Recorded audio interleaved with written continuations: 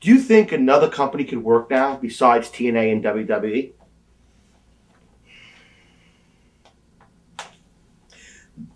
The main problem with trying to get another company is no different than Walmart, is no different than the Hyatt Hotel, is no different than anything. Employees. Where are you going to get another 150 wrestlers that can go on TV and compel people to come and watch them wrestle? They're all gone. You know, you take a half a dozen guys at WWE that are obviously compelling. They have a good business. They're making money. They're successful. Everything's going on. Well, where are you going to get the next group of those guys if you don't, to get started? You got to get started somehow. So you'd have to try to steal something from TNA or steal some guys from WWE, or you couldn't just create stars that are good enough to go on television and do the job they need to do. So with again, talent and employees, wrestling business is no different than the car business or any grocery store or anything else. Employees have always been a problem. And management and employee conflict and struggle, cost, gas prices, television, costs now to produce a TV show, insurance has gone crazy. It would be hard. I'm not saying it would be impossible, but I'm just saying to do it in a national level, like WWE, like TNA, it would be very difficult to do. Television would cost you a fortune. So you'd have to have somebody with really, really deep pockets. You'd have to probably have a wrestling school, a territory, not a school. You can teach a monkey how to jump off the top rope. How many times have you been to see the Ringling Brothers Circus? Once or twice, maybe? And they got the best jugglers, the best acrobatics, the best guys in the world. You just don't go. You see it one time, you're done. So you'd have to have a territory for a year and get people out in public and get them in front of a crowd and try to stimulate their mental computer and talk to them and coach them and mentor them and do everything before you could ever think about opening a wrestling company, because there just isn't enough guys. There isn't any talent out there that's not already tied up. If they're out there, they're under contract. They're not floating around looking for a job. Well, they're no good. Yeah, or they're worn out. They've been seen for 3 years on WWE, or they've been seen for 4 years at TNA, or they're just, everything has a shelf life, and the talent that's out there has no more shelf life. Or they've never been on the shelf to start with, and they need to learn. But to start a company like that, it'd be very difficult. How come you haven't worked with TNA yet? Gosh, I mean, I know the Jarretts, and you know, my dad would go to Tennessee, and Jerry Jarrett, the Jeff's dad, they were very good friends. I used to work for Jarrett some in Tennessee, and you know, they seem to run everything and do everything, and I haven't been looking for a job.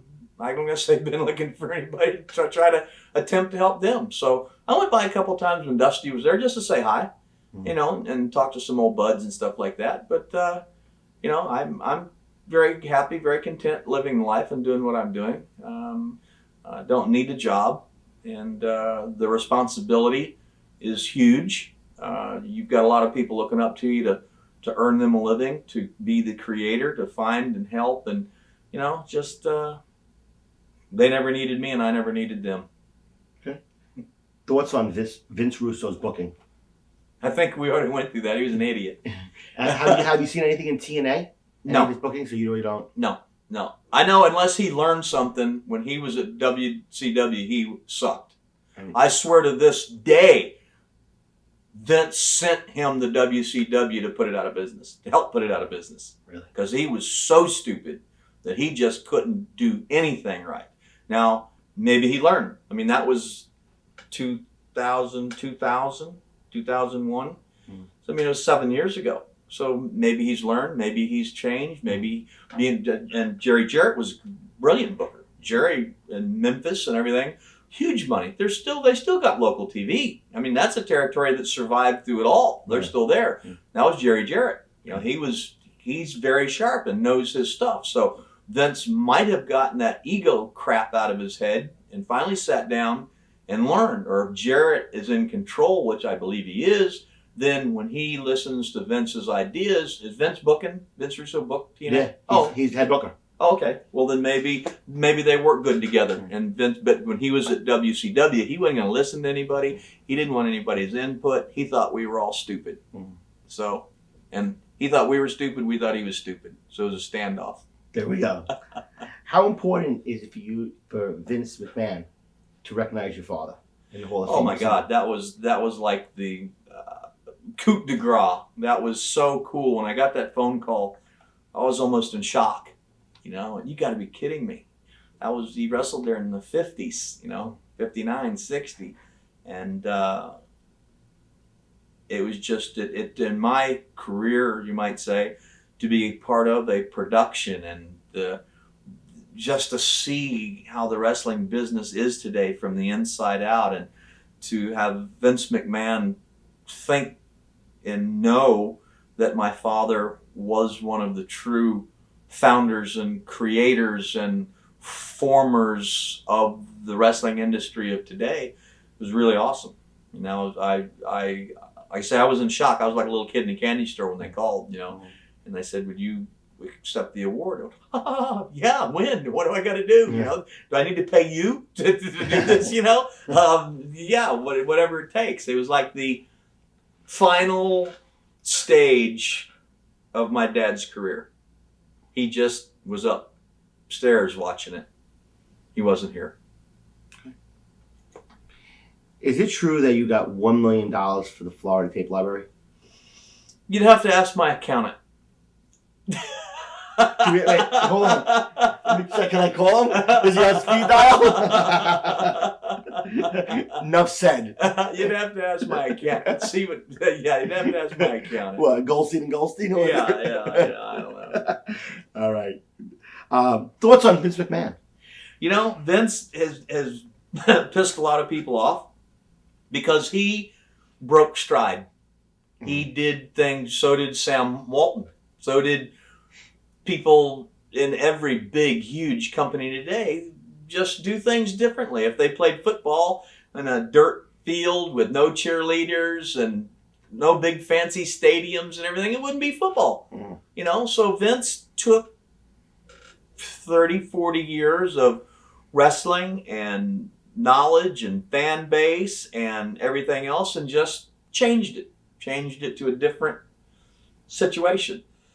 Did he put a lot of people out of business? Absolutely. You know, I mean, does Walmart put a lot of people out of business? Absolutely. Bottom line is succeed. We're all here trying to succeed. We all don't really get concerned with who gets buried who gets outrun in the race or who, whatever. We're all very competitive and we all want to be the best. And Vince has shown that he is a very smart businessman. He's not afraid to get out and scrap and lay his nuts on the line for something that he believes in. He's been extremely polite and nice to myself and my family and, you know, my dad and everything. He's been very good to, you know, Barry Windham and different people that have had medical issues that he helped hugely. So he's got a good heart. He's a great business guy and he's been very successful. I mean, what can you say? I mean, that's a fact. That's the way it is. Yes, did he help put Championship Wrestling from Florida out of business? Correct. Did he help bankrupt all the other wrestling companies in America? Correct. How many mom and pop grocery stores and hardware stores did Home Depot? How many hardware stores did they put out of business? You know, so that's just either you keep up the pace, you set out and run harder, or you get left behind. That's just the way it is in anything.